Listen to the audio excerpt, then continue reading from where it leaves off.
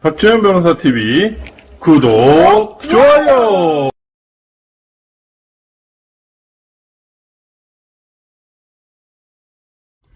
네, 여러분 안녕하세요. 반갑습니다. 안녕하세요. 네. 예, 잘 지내셨습니까? 또 오랜만에 이 방송 스튜디오에서 방송을 하는 것 같네요. 아무튼 이 습관처럼 매일매일 틈나는 대로 해야 되는데 매번 이게 순위를 바꾸게 되는 것 같아요. 유튜브를 꿈꾸나 또 변호사 일을 하고 있는 그런 거고, 아무튼 요즘에 유튜브가 괘씸합니다. 수익을 초창기 시작하는 수준으로 바꿔 나왔어요. 뭐 때문인지 모르겠어요. 그래서 왜 그러지? 막 이런 생각을 하고 있고, 오늘도 시점을 놓치는 바람에 좀 전에 서면 제출을 하진 않았구나. 제출을 해야 되겠구나. 서면 제출하고 되는데 아버지랑 식사하고 그렇게 했습니다. 가기 전에 찍고 가는 게 좋을 것 같아가지고 찍고 제출을 하고, 아까 에러 걸려가 제출이 안 되더라고요. 그래도 요즘에 박지현 변호사 치면은 이제 조금 약간 다른 게 나오기 시작했습니다. 다른 게 나오기 시작했고, 조화 맥주님, 롱타임 루시,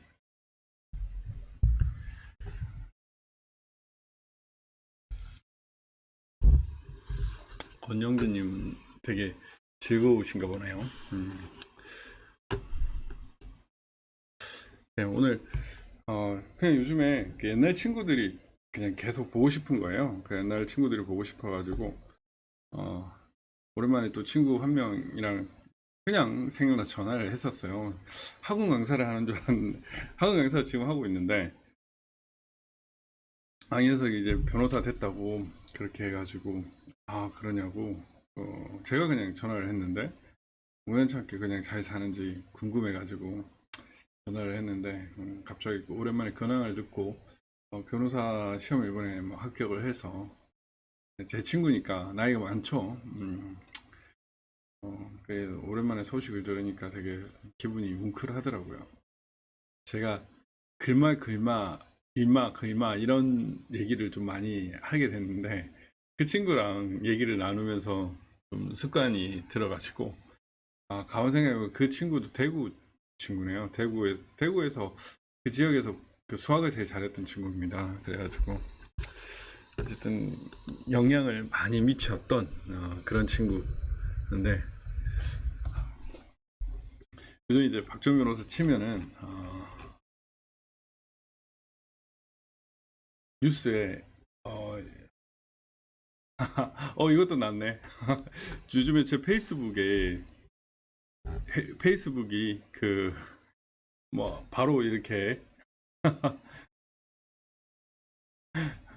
어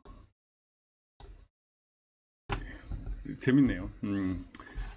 공수처 허위 공문서 작성 혐의 노정희 전 선관위원장 사건 경찰로 이첩, 이렇게 됐는데, 공수처 고소인의 각하 통지서를 발송했다. 여러 사건 처리 과정에서 일어난 실수. 예.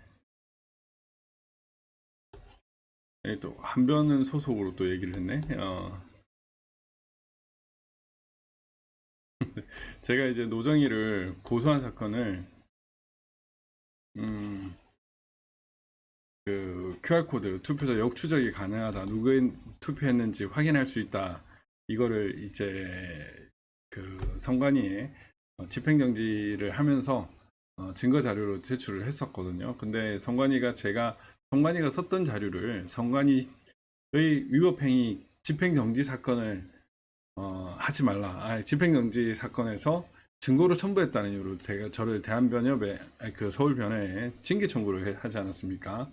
제가 그래서 화가 나가지고 이게 명백히 허위사실을 기재한 공문서니까 허위 공문 작성 및 동행사로 이렇게 고소를 했었습니다. 고소를 했는데 이제 대검에 했더니 이제 과천 경찰서에 갔더니 또 공수처에 가래서 공수처로 일단 보냈어요. 근데 제가 공수처에 갔더니 공수처에서 얼마 전에 뭐 제 방송을 시청하시는 분은 뭐 어떤 며칠 안 됐다는 걸 알고 있을 텐니다. 근데 여기서 각하를 했어요. 각하를. 네. 이렇게 지금 각하 결정을 했습니다. 각하 결정을. 그래가지고 너무 황당했어요. 너무 황당했어. 아니 고소인 진술도 안 했는데 각하 결정을 한다? 이 상식적으로 말이 안 되거든요. 그래서 제가 이거는 도저히 용납할 수가 없다. 그래서 어제 정보공개 청구를 했습니다. 정보공개 청구를 했는데 오늘 담당 검사가 전화가 왔어요. 왔는데 경찰에 이첩을 했는데 복붙을 잘못해가지고 이첩 결정을 각하로 해서 보냈다고 합니다. 그래 어이가 없어가지고 야 이건 뭐 허위 공문서 작성으로 봐도 될 정도거든요. 작성 및 동행사. 저는 이것 때문에 엄청나게 열받아가지고 와 이걸 어떻게 봐야 될까? 이걸 어떻게 봐야 될까? 이런 지금 생각을 했습니다. 예. 다행히 제가 이걸 페이스북에 올린 거를 기자님이 이걸 보시고 바로 이제 기사화를 시켜 주셨네요. 요즘에 제가 요주의 인물이 되고 있는 것 같습니다.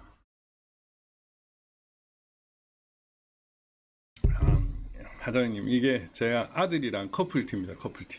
예. 커플티. 예, 조회수다님. 예, 반갑습니다. 와, 이게 저 진짜 이거 황당해. 한번 읽어봐요. 선관위의 이러한 설명이 거짓이라는 게 박 변호사의 주장입니다. 공천이 이 사건을 처리하면서 박 변호사가 각하 통지서를 잘못 보낸 실수를 저지르겠다. 공수처는 박 변호사에게 지난 17일 고소 내용을 모두 각하 결정했다는 통지서를 보냈고 박 변호사가 고소인 조사도 없이 결정을 내린 것에 반발해 이유서를 요청하자 통지서 오류를 발견하게 됐다. 공수처는 사건 담당 검사가 여러 사건을 한꺼번에 처리하는 과정에서 일어난 실수라고 해명했다. 각하 결정이 내려진 다른 사건 결정 결과 통지 문서를 컴퓨터 화면에 띄운 뒤 피의자명 등을 수정하는 작업을 했고 마지막 결정란에 각하를 경찰첩 이첩이라고 수정하지 못한 채 고소인에게 통지서를 발송했다는 것이다. 이후 해당 검사는 박 변호사에게 업무상 오류 경위를 설명하고 통지서를 재발송했다. 야, 여러분 어떻게 생각하세요? 너무 황당하지 않습니까? 저는 참 이런 거를 처음 봤네. 제 최신수 검열을 하니까 이런 게 또 나오는데 이것도 처음 보는 거라. 네, 이거는 이제 뉴스원이 연합통신 똑같은 거를 이제 이렇게 우려먹게 한 거고 뉴시스도 이렇게 했네요. 생각보다 많이 나왔네요. 생각보다 많이 나와가지고 네. 이게 뭐지? 뭐지? 뭐지? 이렇게 많이 나왔나? 좀 황당했습니다.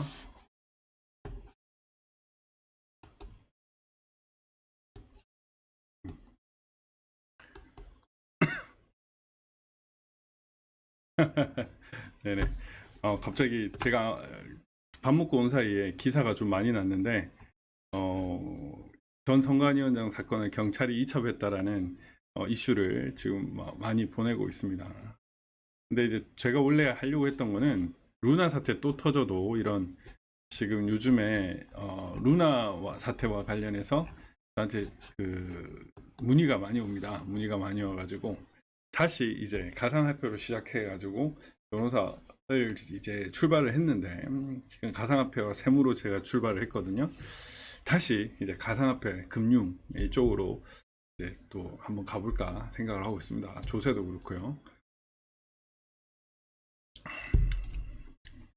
그래서 여기 이제 투자자 집단 소송 오늘 이런 인터뷰를 좀 많이 하고 있습니다. 이 AKB 파트너스는 좀 신기한데 제가 그 소를 제기한 곳에 상대방 측입니다. 이 김종국 변호사인 것 같은데 제가 코인빗을 상대로 소를 하고 있는데 이 사람이 지금 그쪽에 아마 주무인 걸로 알고 있는데 이건 또 상대적으로 또 상대방 측에서 또 고소를 하고 있네요. 피해자는 총 5명이며 피해 액수는 14억이다 라고 해가지고 지금 이 14억이 지금 몇백 원 됐나? 몇천 원 됐나? 몇만 원 됐나? 모르겠네요. 여기서 이제 AKB는 루나와 UST를 설계 발행해 투자자들이 유치하면서 알고리즘 설계 오류 하자를 제대로 고지하는 행위, 백서 등을 통해 고지한 것과 달리 루나 발행량을 무제한 확대하는 행위가 기망에 해당한다고 주장했다 라고 얘기를 했지만 여기 있습니다. 박주연 황금률 대표 변호사 겸 대한변호사협회 IT 블록체인 특별위원회 부위원장인데 또 아직 업데이트를 안 됐네. 수정을 알아봐야 됩니다. 세부적인 기망 행위에 대한 규정이 없는 코인 사건 특성상 지금까지 모인 증거만으로는 증거 불충분으로 불기소될 확률이 높다면서 합수단이 사건을 맡으면서 결과가 달라질 수 있을 것으로 전망했다. 예. 이번 사건은 한동훈 법무부 장관 취임 후 부활한 남부지검 합수단이 맡는 첫 번째 사건이 되는데 박 변호사는 합수단이 적극적인 수사를 통해 사기 기망 행위가 되는 요소라든지 고의성을 판단할 수 있는 자료를 찾아낸다면 충분히 기소가 될 수 있을 것이라고 밝혔다. 제가 이제 암호화폐 거래소 이제 투자자 중심으로 고소나 소송 대리를 많이 했는데 항상 그쪽으로 하다 보면 돈은 저 업체 대표 변호를 받는 쪽이 많이 받더라고요. 그래서 줄을 잘못 섰나 이런 생각을 많이 할 때가 있었습니다. 네, 조화맥주님, 테라 루나 사태는 CBDC로 이행을 위해 코인 생태계 파괴 플랜인데 저는 뭐 이건 좀 약간 거대한 그림일 수도 있겠다는 생각을 하고 있는데 아직은 잘 모르겠어요. 아직은 잘 모르겠고 어쨌든 증권범죄합동수사단 1호 수사입니다. 이걸 가상화폐를 잡았다는 거는 또 신기한 것 같아요. 사실 증권에 가상화폐가 들어가지는 않거든요. 그래서 이 정권에 이걸 넣었다는 것 자체가 이제 한동훈의 인식일 수 있어요. 사실 제가 느끼기에는 조국이 이제 뭐 자기 뭐 70군데 명장 뭐 압수수색 나왔다고 하지만 사실 그 엄청난 죄에 비해서 영장이 기각된 게 훨씬 더 많았거든요. 영장이 기각된 게 훨씬 많았는데 거기 이제 기각된 게 대표적인 게 이제 사모펀드 이 레드펀드 쪽하고 저는 생각에 가상화폐를 손대했을 확률이 높다고 봤습니다. 그래서 이 가상화폐 수사를 저는 문재인 정권이 막지 않았나 이런 생각을 계속 해왔어요. 뭐 트래빗 코인 같은 경우에 트래빗 거래소 같은 경우에는 안전히 막았습니다. 그래서 지금 5년째 서부지검에서 묶여놓고 제가 최근에 서부지검 검사한테 또 막 뭘 했거든요. 도대체 왜 이딴 식으로 하는 거냐 이렇게 얘기를 했는데 뭐 이유는 알죠. 거기 문모 씨가 있어서 계속 이렇게 돌렸습니다. 지금 경감하는 경찰대 친구가 기소 의견으로 송치를 했었는데 다시 보완 수사 지시를 하면서 마포경찰서, 일산경찰서, 마포경찰서 막 이렇게 뺑뺑이 돌리다가 또 서부지검에 와서 묵히고 보안 수사 지시하고 이런 식으로 장난을 치더라고요. 그래가지고 참 황당히 짝이 없었는데 정권이 바뀌니까 얘들이 이제 긴장을 하는 거죠. 그래서 저는 이제 가상화폐가 저는 문재인 정권하고 아주 밀접한 관련이 있다. 그리고 사실 뭐 라임이나 옵티머스 이런 것도 서민을 해친 거지만 이 코인도 마찬가지죠. 그런 엄청난 그런 부분이 있는데 아마 이번에 이 코인 사태가 한동훈의 날개를 달아준 것이 아닌가 이런 생각을 솔직히 했습니다. 상당히 운이 좋은 사람 같다는 느낌도 들었어요. 네. 한동훈을 먼저 한번 살펴보겠습니다. 한동훈을 먼저 살펴보면 오늘 이게 그 월간 조선에서 좀 나왔는데 재밌더라고요. 초중고 내내 반장을 도맡아면 인기도 많았던 인사였고 다양한 분야에서 일하는 친구들 베풀 줄 알고 전적 많은 친구 비틀스와 지미 핸드릭스 사랑한 사람이고 플루트 실력도 수준급이다. 남 부러울 것 없이 자란 한동훈이 패배감과 충격에 휩싸였던 사건 두 가지. 2학년 때 서울대 공법학과 간 것과 이제 부산으로 자천된 거 이 두 가지를 들었습니다. 그 다음에 어리어스부터 정의감과 반골 기질이 있다. 예. 윤석열이 최측근이 된 거는 사건만 봤기 때문에 그렇다는 얘기를 하더라고요. 그래서 최연소 장관이고 윤이 법무부 장관을 점찍은 수사재판뿐만 아니라 기획업무, 법무행정, 현대와 글로벌 스탠다드에 맞는 사법제도 정비 등이 최적임자라고 판단했기 때문이라고 한다. 검찰 기술을 뛰어넘는 인사지만 절대 파격 인사가 아니다. 그러니까 저는 전 넥스트의 대통령으로 한동훈을 찍은 것 같아요. 지금 현재로서는. 사실은 저는 그런 생각해요. 윤석열은 대통령이 되려는 꿈을 물론 꿨을 수도 있겠지만 그런 걸 생각을 못 해왔을 것 같고 그 윤이 한동훈을 보면서 너는 대통령으로 해도 좋겠다라고 생각을 옛날에 했을지도 모르겠다는 생각이 잠깐 들었습니다. 이 약간의 뉘앙스를 보면서 그런 느낌이 들었고 뭐 야당은 뭐 이모하고 한국 3M 사건 등으로 뭐 완전 키워줬는데 대선 후 회원수가 급증을 했다. 패션 가족관계 등이 주목을 받고 있다. 예, 윤석열이 수사팀장, 한동훈이 수사팀에 참여했다. 수사 능력이 뛰어난 엘리트 검사로 주목을 받았다. 라고 했죠. 2001년 검사 생활 시작하고 거의 한 번도 빠짐없이 이제 거기를 갔다고 합니다. 서울에서만 수도권에서만 계속 있었던 걸로 보여요. 그래서 보통령 리틀 윤석열의 후계자, 차기 대권주자 등의 별명이 따라다니는데 냉철한 기족 엘리트 검사로 보이지만 왜냐면 현대고 출신이거든요. 반골 기질이 있고 술을 싫어하고 음악 감상을 즐기면 가족과 시간 보내기를 좋아하는 사람이다. 그래서 이제 이 월간 조선이 그 초중고 동기 동창 법조계 동료들의 그 인터뷰를 해가지고 제보를 했는데 꽤 재미있더라고요. 삼성 도곡동 강남 서초를 벗어나지 않았다라고 얘기를 하고 있고 현대고 5기라고 합니다. 와이프는 현대고 6기라고 그래요. 진은정 변호사는. 그래서 빌보드 인사였고 현대고는 경원중 출신이 많지 않고 압구정동에 사는 사람들 많아서 낯선 얼굴이었는데 반장이 되더니 성적이 좋아서 공부 잘하는 사람으로 알려졌다라고 해가지고 여기 보면은 뭐 어렸을 때의 그 좀 정의감 이런 것들을 좀 얘기를 해줬고 이 보면 여기서 이제 한동훈이 윤석열과 친하게 된 이유가 나옵니다. 이유가 나오는데 그 이유가 뭔지를 보니까 그 파라군 서울법대 빠른 사시 합격 법조인 집안 등 조건 좋은 한동훈을 자기 라인으로 끌어들이고 싶었지만 실패를 했다. 실패를 한 이유는 무엇인가? 실패를 한 이유는 윤석열과 친해진도 그런 이유가 있었다.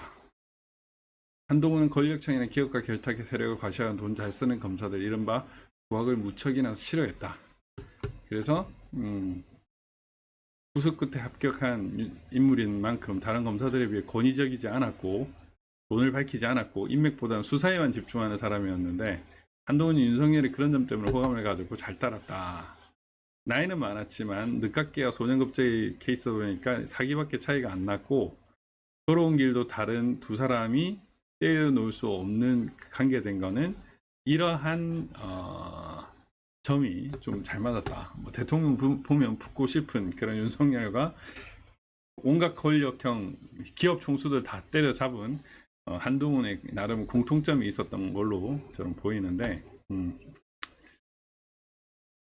이 점이 이제 한이 이제 뭐 윤가 이렇게 매칭된 그런 계기였다고 하는데 저는 이제 이런 거를 보통 이런 식으로 수사를 하거나 이렇게 팀을 해서 보다 보면 정말 뛰어난 사람들이 있거든요. 그래서 그 뛰어난 사람을 보면 내가 형은 너는 꼭 챙겨줄게 하는 사람들이 좀 있습니다. 그래서 윤이 한해 그런 쪽으로 보지 않았나 이런 생각이 들어가지고 가세현이 일주일 정지인가요? 그래서 좀 신기하다는 생각이 들었습니다. 어쨌든 이 한동훈의 감각은 전 좀 있다고 봐요. 그래서 전 사실 청와대에서 그 민정실에서 있었던 경험도 아마 한한테는 엄청난 경험일 테고 어린 나이에 좋은 경험을 했던 게 아마 여러 것 시야를 넓히지 않았나 이런 생각도 듭니다. 말하는 거나 이런 것도. 그래서 이제 여의도 저승사자, 남부지검서 부활, 루나 테라 사태, 1호 수사. 지금 라임 옵티머스 가상화폐 이런 사건들이 제가 사실 이런 쪽으로 그 가상화폐 쪽으로 고소고발을 엄청 했거든요. 근데 틈틈이 벽에 부딪히는 느낌이 있었는데 이 벽이 그냥 단순한 수사관의 무능의 그런 벽이 아니라 거대한 그런 벽이었습니다. 이거는 진짜 검찰의 인사권을 조정하지 않으면 뭔가 답이 없을 것 같은 그런 느낌들이 강했는데 한동훈은 법무부 장관이 되자마자 바로 했어요. 그래서 박성훈 부장검사가 이제 이어받아 가지고 금조부 소속 검사 2명을 더해서 48명으로 이렇게 했고요. 패스트트랙 사건이나 뭐 이런 사회적 파급력이 있는 사건 등 신속 처리가 필요한 주요 사건을 직접 수사한다. 네. 어쨌든 되게 무능했어요. 지금 문재인 정권 5년 동안은 남부지검 금조부 막 이런 게 실망스러웠습니다. 정말 실망스러웠는데 이번에 이제 금융 정관계 비리 이게 왜냐면은 부패가 연결되어 있으니까 그래서 어마어마한 거대한 어둠의 카르텔이 발견될 수도 있지 않을까 그런 생각. 에? 정유라를 괴롭혔다는 이유로 가세현 정지가 됐다고요? 참 어이가 없네요. 어이가 없어. 조민 스토킹 있다고요? 그게 말이 됩니까, 여러분? 어이가 없네.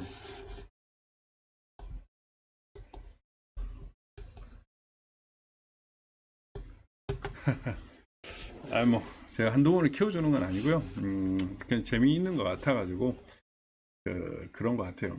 어쨌든 신선한 인물이 탄생했다라는 생각이 들어가지고 통상적으로는 이제 술을 못 마시거나 이러면은 이게 잘 안 되는데 이분은 이제 술도 못 마시고 안 마신다고 하더라고요. 원래는 마셨다가 좀 안 맞는 것 같아가지고 술을 안 마신다라고 하는데 어쨌든 능력으로만 이렇게 인정을 받아서 이렇게 올라간다는 게 쉬운 건 아니거든요. 이제 우병우 전 민정수석도 사실은 능력은 아주 출중했죠. 능력은 아주 출중했는데 검사장을 못 달고 옷을 벗었죠. 벗고 다시 민정수석으로 복귀를 했다가 이제 탄핵 고비에서 엄청나게 이제 나락으로 빠졌는데 사실 쉬운 건 아니거든요. 약간 유한 느낌이 들어요. 한동훈 검사장은 법무부 장관은 그런 느낌이 좀 들어가지고 저는 이제 이 증권범죄 합수단이 부활을 해서 루나가 1호 수사가 된 게 되게 저로서는 되게 기분 좋은 일인 것 같아서 문재인 정권이 막았던 수사를 이제 막 본격적으로 기지개를 풀 수 있지 않나. 제가 느꼈던 그 장벽이 깨질 수 있지 않나 이런 생각이 저는 좀 들어가지고 이제 뭐 검사 7명과 국세청 금융감독을 비롯한 48명이 참여를 하는데 이 인원은 좀 저는 작아 보입니다. 뭐 이제 물론 검수완박 국면에서 뭐 100명으로도 확대할 수도 있겠죠. 그래서 좀 재밌는 것들을 많이 끄집어내면 좋겠다. 모든 것들이 약간 기결이 되거든요. 제가 가상화폐를 하면서 느낀 게 이 사건을 하다 보면 다 연결되더라고요. 와, 신기하다는 생각이 들었습니다. 정말. 심지어 우리가 부정선거 같은 경우에도 이 부정선거 자금이 이 관련된 범죄자들에 대한 자금이 가상화폐로 이동할 수도 있는 거거든요. 저는 뭐 좀 그런 느낌이 너무너무 강하게 들어가지고 앞으로 이게 되게 재밌을 것 같다라는 생각이 들고요. 뭐 이리저리 검색을 좀 해보니까 사실 그 건도형 테라폼 랩스가 이미 세금을 추징을 당했더라고요. 제가 또 국세청 출신이지 않습니까? 이 국세청에서 또 조사 사국이 들어와가지고 예치를 하거든요. 이 예치를 하면서 또 다양한 자료를 이렇게 살펴보는데 이게 이제 합동 수사단이 되면 이러한 자료들을 쉽게 확보를 합니다.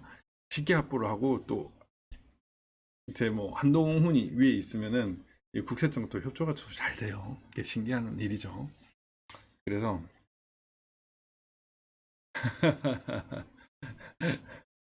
한 자리 네, 박지원 변호사를 많이 찾아주십시오. 네.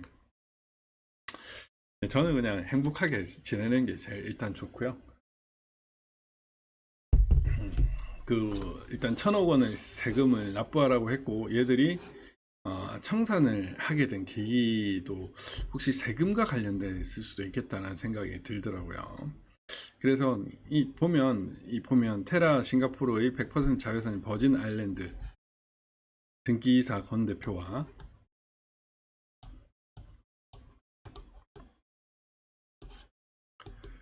등기이사 권 대표하고 신이장 한 대표 등의 소득세 그리고 테라 버전에 대해서 법인세 부과했다. 루나 파운데이션 카드에 루나를 무상 증여한 것으로 보고 법인세와 소득세를 매겼다. 테라폼 랩스와 테라와 루나의 시가총액을 키운 원흉으로 지목되는 앵커 프로토콜의 손실을 보충하거나 과세를 회피하는 등의 목적으로 루나를 보낸 이 혐의가 포착된. 그러니까 생각보다 많은 수사가 국세청에서 이미 진행이 된 거예요. 이렇게 되면은 이 사기죄 입증의 문제가 쉽지 않거든요. 네, 지금 오늘 이제 LKB하고 법무부인 기성이 자기를 했는데 이건 사실은 뭐 변호사로서 그렇지만 일단 의뢰인 돈을 주니까 고소를 하는 거고 실질적으로 이걸 찾아야 되는데 그간의 수사는 대부분 이미 제출에 의존을 했어요. 그러니까 그 고소하는 입장에서는 뚜껑이 열리는 거죠. 그냥 이렇게 되면 증거 불충분으로 불기소할 확률이 상당히 높아집니다. 상당히 높아져가지고 진짜 저 검사 뭐 하는 거냐 이런 생각이 들 정도거든요. 들 정도인데 근데 이제 이런 국세청 자료들이 있으면 이 자료들이 또 무궁무진해요. 근데 이게 합수단이 구자려지면 이 자료를 또 갖다 쓰고 이렇게 할 수가 있거든요. 그러다 보면 아마 또 우리가 모르는 뭔가의 세계, 루나와 문이 좀 비슷한 느낌 아닙니까? 그래서 저는 이 가상화폐 쪽에 전후사의 문재인 정권의 정치 자금이 상당히 많지 않을까 이런 생각을 하고 있는데 재밌을 것 같습니다. 네, 그래서 사실 그래요? 루나 코인 뒤에 홍정도가 나와요? 어쨌든 정확하게 모르겠습니다. 제가 정확하게는 모르겠는데 아주 재밌는 일들이 나올 수 있다 이런 생각이 들고, 그 때문에 큰 우리가 모르는 이제 그림들이 또 나올 수 있다는 생각이 들어요. 뭐 사실 모든 정치인은 다 문제가 있다고 볼 수 있습니다. 그런 경우에 사실 사건 수사만 하는 뭐 한동훈 같은 사람한테 걸리면은 그냥 뭐 그렇게 탈탈 털릴 수 있는 가능성이 있죠. 한에 대해서 좋은 평가를 하지 않는 것도 있는데, 사람도 있는데, 어쨌든 지금까지 보인 행보나 이런 걸 보면 한동훈은 상당히 괜찮은 사람 같다는 생각이 듭니다. 재밌어요. 우병우 수석의 얘기를 이제 제가 한변에 청년위원장 할 때 들었나? 청기성 대한변협 협회장님한테 들었었는데, 그때 이제 자기가 특수 일부장인가 할 때 이제 우병우 수석이 이제 선임 초임으로 들어왔다고 하더라고요. 그래가지고 너무 자신만만하고 막 이렇게 해서 한번 혼을 냈다고 합니다. 혼을 냈다고 했는데, 일부러라도 빠꾸당하고 그렇게 하거든요. 그래가지고 근데 보통은 그러면은 좀 있다가 오는데, 우병우는 뭐가 잘못됐는지 모르겠다 막 이러면서 막 이렇게 성미를 막 이렇게 했다 해가지고 그 성미를 뭐 이렇게 해야 된다 이런 일화를 들었습니다. 그래가지고 어쨌든 이제 제가 본 그 우병우 전 민정수석은 상당히 뛰어난 분인데, 너무 단골이고 너무 이 똑똑하다 보니까, 그리고 사실은 고시 제도가 주는 병폐도 있는 거예요. 행정고시나 사법시험을 합격을 하면 기본적으로 출발이 달라가지고 5급이나 이제 상급 검사가 되면 이게 나이 많으신 분들도 다 떠받들어 주잖아요. 그러니까 이런 문화가 어릴 때부터 형성이 되다 보면 본인의 의도와는 다르게 상당히 사회 장애가 될 수가 있습니다. 그래서 적이 많아질 수 있는데, 개인적으로 좀 약간 그런 부분이 있었지 않았나 이런 생각이 들었습니다. 네, 그런 생각이 좀 들었고,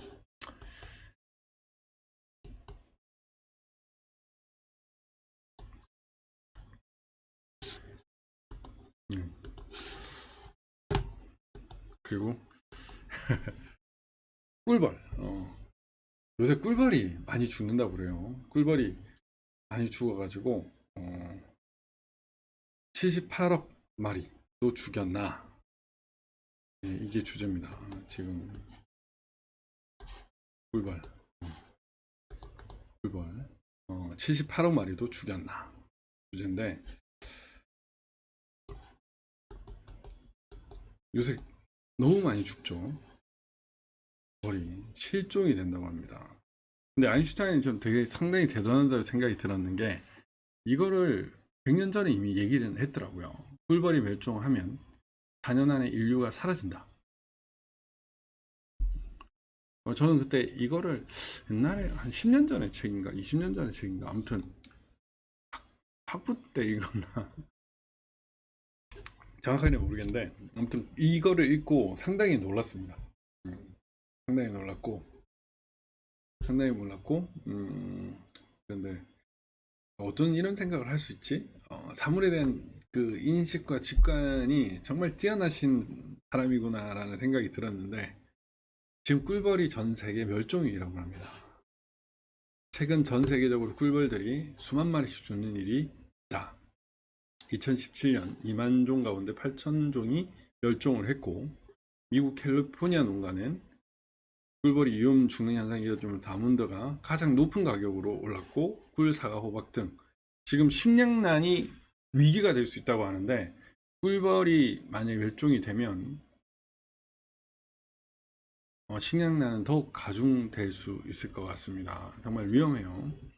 그래서 이 꿀벌 멸종 현상이 미국만 있는 것이 아니라 우리나라에도 일어나고 있는데, 지금 토종 꿀벌 또한 멸종 위기다. 42만 개였는데 2010년에 지금은 3만에서 10만 개 수준으로 감소했고, 2035년이면 완전히 멸종될 수도 있다. 꿀벌 농가도 2010년 1만 4천 가구에서 2015년 72,000가구로 반토막이 났다.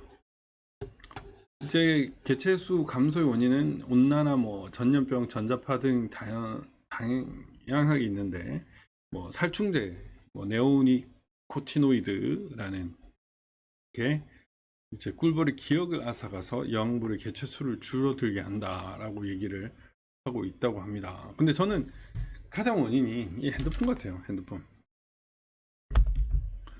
예, 핸드폰이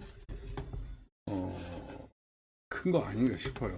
사실 이 꿀벌이 사라지면 식량이 줄어들 수밖에 없습니다.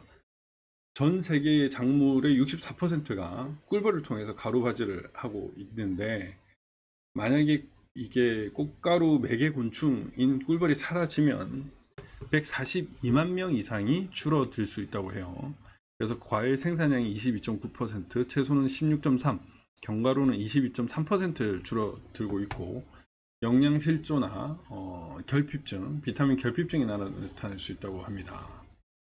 그래서 꿀벌이 멸종하면 식물이 없어지죠. 그래서 꿀벌이 식량 재배에 기여하는 경제적 가치가 그린피스가 373조라고 하는데, 뭐 이거는 훨씬 더고 우리나라는 6조 정도라고 추산된다고 하네요. 제가 이게 이게 아마 어디더라, 스펀지라는 것의 실험입니다. 실험인데, 제가 이제 우리 어항에, 황금률 어항에 이렇게 우리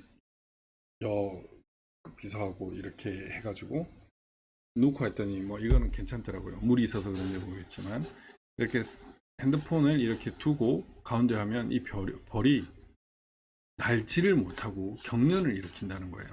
날지를 못하고 경련을 일으킨다는 거죠. 날지를 못하고. 그래서 지금 뭐 또 보니까 인세영 기자님이 또 이 기사도 또 쓰셨더라고요.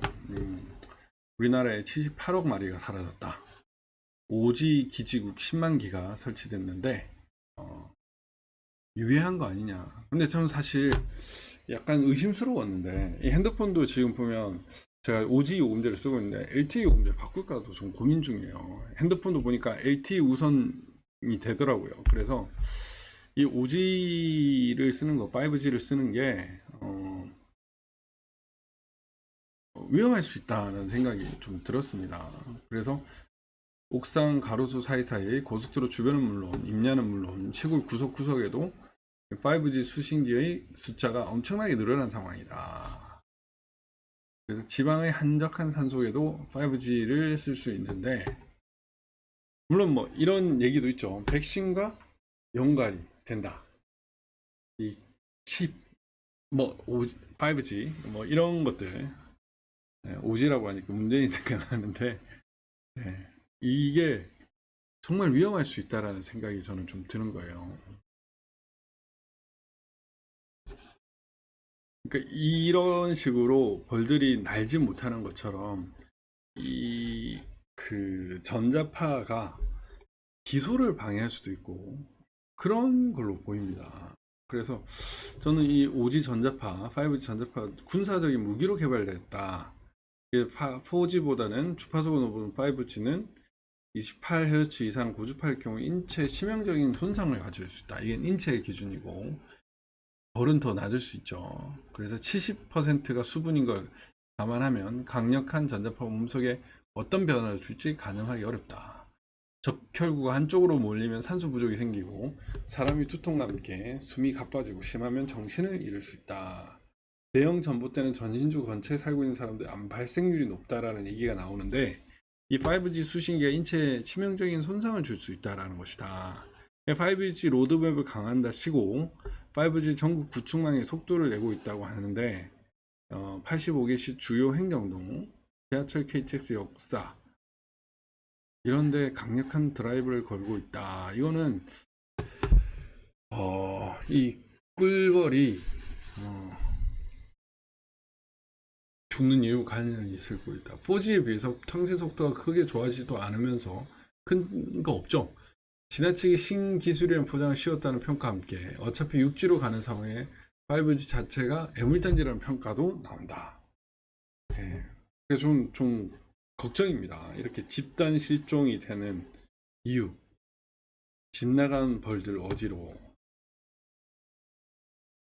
이게 무서운 거예요. 회사 대신에 실종이란 말이 세간에 오르는 이유다.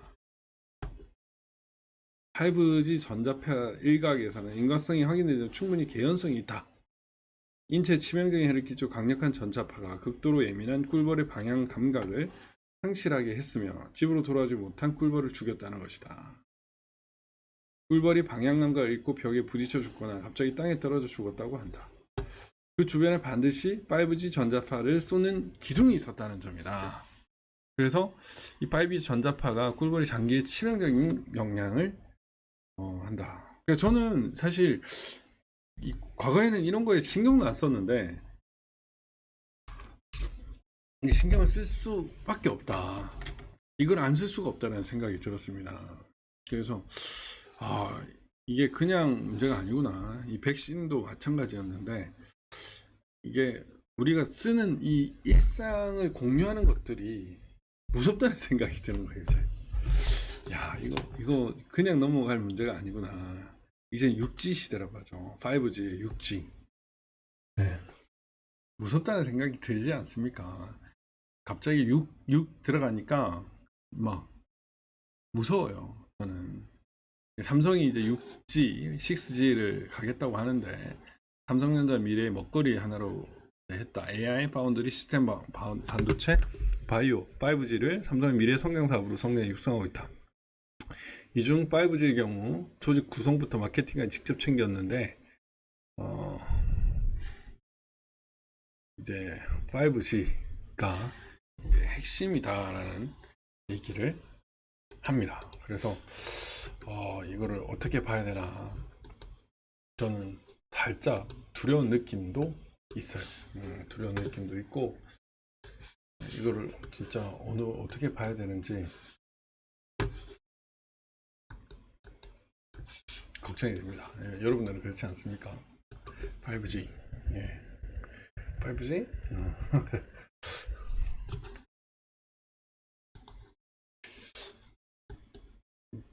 5G. 어쨌든 좀 그런 것들이 갑자기 무섭다는 생각이 들고요. 네.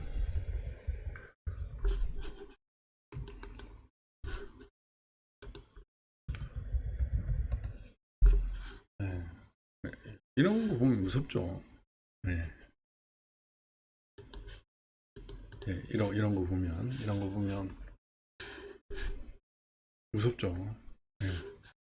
저는 이런 거 보면 그냥 무섭다는 생각이 듭니다.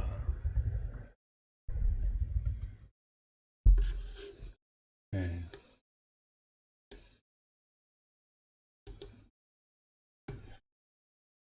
네. 예. 뭐 이런 것들도 30330 왜 하필이면 그럴까 이렇게 하는데 이 30330 3.0330 2020년 대선을 666 숫자로 나누었을 때 숫자 패턴과 유사하다. 아무튼 모르겠어요. 이게 뭐 음모론일 수 있는데 6G, 6G를 또 보니까 네. 이재명도 무섭네요.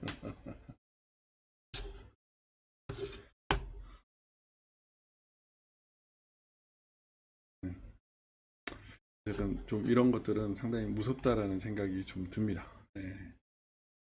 지금 뭐 세상이 뭐 우연이란 건 없지만 좀 약간 자각을 하고 살지 않으면 정말 무서운 일이 벌어진다 이런 생각이 많이 들고요. 우리가 잘 해야 되겠다 이런 생각도 하게 됩니다. 캠트레일도 마찬가지고 금강송도 마찬가지고 너무나 신기한 현상들이 많이 있어서 정신 똑바로 차리지 않으면 정말 위험한 세상에 살 수밖에 없다. 이걸 알고 계셔야 될 것 같습니다. 그렇죠. 증거가 너무 많죠. 예. 다음 주에 있을 인천 연수울 부정선거 재판도 증거가 너무 많습니다. 과연 이 증거를 가만 놔두고 우리는 덮을 수 있을까? 쟤들은 덮을 수 있을까? 못 덮는다. 그럼 어떻게 해야 되냐? 수사를 할 수밖에 없다. 그런 생각이 듭니다. 네, 음모론이 아니라 음모죠. 네, 음모론은 다르고 식량난도 좀 가중될 수 있다고 생각을 합니다. 6G는 물도 통과합니까? 아무튼 무섭는 세상이고 정신 똑바로 차리고 우리가 이 세상을 살아가야 된다 이런 생각이 들고요. 오늘 푹 쉬시고 또 좋은 밤 되시길 바랍니다. 오랜만에 스튜디오에서의 촬영이었습니다. 여러분 안녕. 감사합니다.